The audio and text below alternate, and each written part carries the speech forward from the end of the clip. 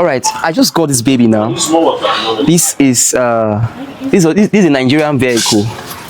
I know you guys might be surprised that Nigeria do manufacture cars. Yes, we do manufacture cars. This is the IVM, the Innoson Vehicle Manufacturers. Let me show you at the back.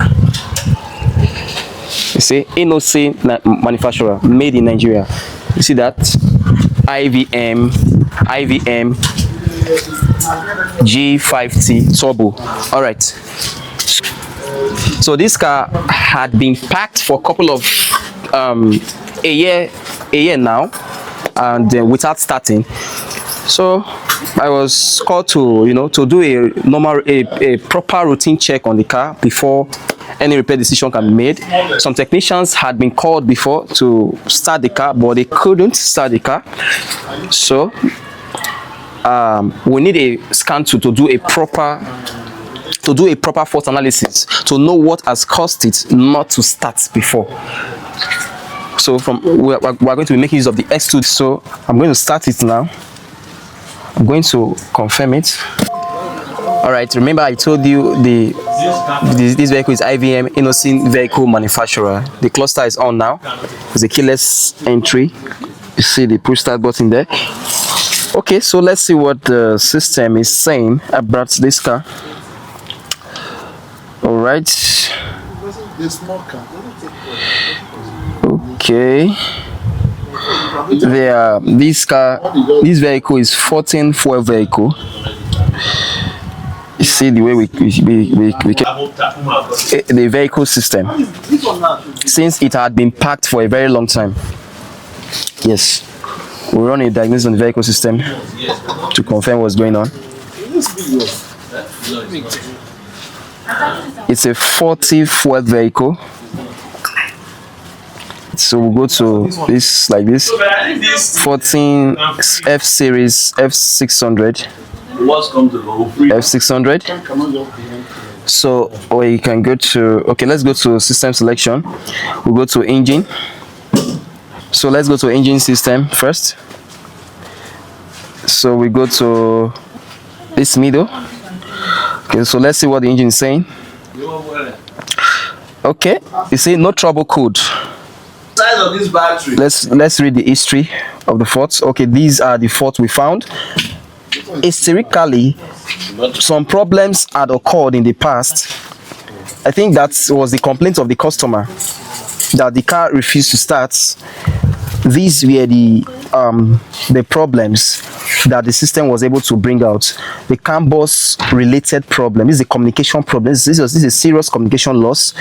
The U0073, the U0101, loss in communication between the ACM and the TCM. U0115, this is loss in communication between the instrument cluster. Each of these codes will eventually cause this car not to come on at all. The instrument cluster will not light up.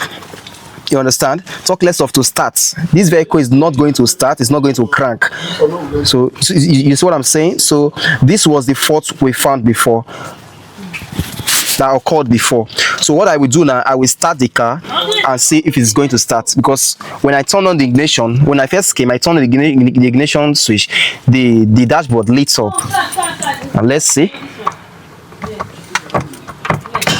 Okay, the car is starting as though there was no fault. Okay, look at the RPM. Okay, you see that engine light? We just have the engine light there. So that is exactly what I want to reset now. Okay, we cannot proceed with the repair at the moment because we need certainty. For this job, we need to work with certainty, so we cannot proceed at the moment. What I will do is to reset the fault code to get rid of that warning lights. Then they will have to drive this car for some days to see if the communication problem will return. But if it doesn't, for the system to be calibrated, you understand, for the system to be fully restored, you understand. But if it comes back, then we'll proceed with the communication troubleshooting that involves a network related problem. All right, so I will start with the reset now. The reset is the first thing I'm going to do. Okay, So I'm going to reset the fault codes now. Diagnosis is the only thing we'll do first. Yes. Later, Without no battery, we can decide how the repair is going to be. Okay, I've cleared the fault code. Let's see if it still is displaying fault in history. can't do that, God. Read historical fault codes. No fault codes. No fault codes. So the system is permanently cleared. Okay, what I'm going to do now, I will do automatic scan on all the system of this car. Okay, the engine has passed. Okay, let's see the transmission. Okay, the transmission still has some faults, 3 faults. Electronic stability system has 4 faults. Okay. All right. So what we do, we clear out everything. We clear everything so that the system will be okay, and that engine notification sign will go away. All right. Everything. The weight is. All right. In the way, So let me start the car. Okay. You see what I'm saying? The MIA light is gone. The MIA light is gone. It's nowhere to be found, and the system is cleared. We just have the parking brake. That is, I think, is electronic parking brake. So at the time if I engage this gauger, it might go away. The moment I want to drive, it might go away. Okay.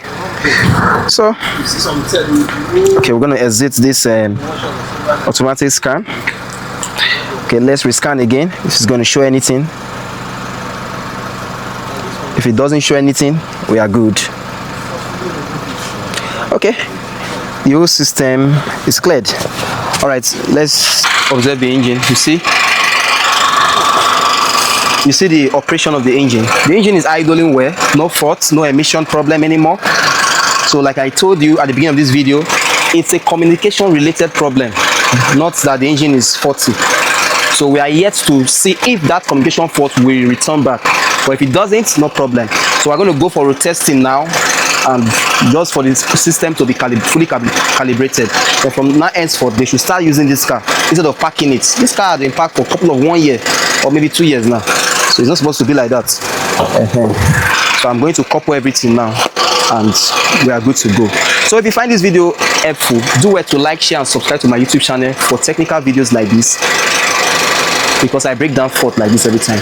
Thank you for watching.